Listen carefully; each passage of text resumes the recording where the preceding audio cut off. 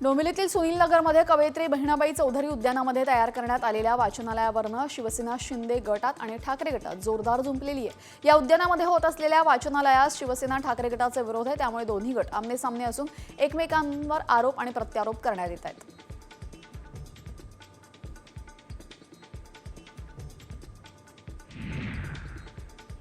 उल्हासनगरमध्ये एका ट्रकने उच्च दाबाचा विद्युत वाहिन्यांना धडक दिल्याने एक खांब रस्त्यावर कोलमडून पडला। मात्र नागरिकांच्या सतर्कतेमुळे मोठा अनर्थ टळलाय। या भागातील विद्युत पुरवठा खंडित करण्यात आला असून दुरुस्तीचे काम हाती घेण्यात आलं असून ट्रक चालकावर कारवाई केली जाते।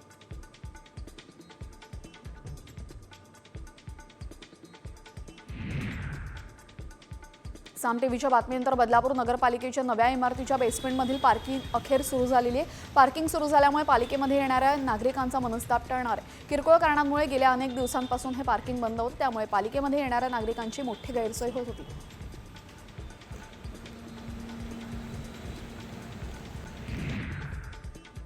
हत्या करून अनोळखी तरुणीचा मृतदेह मोखाडा जव्हार मार्गावर वाघ नदीत फेकण्याची धक्कादायक घटना पालघरमध्ये घडलेली आहे। त्यामुळे परिसरामध्ये एकच खळबळ उडालेली आहे। तरुणीचा गळा दाबून हत्या केल्याची माहिती समोर आली असून मोखाड पोलीस पुढील तपास करत आहेत।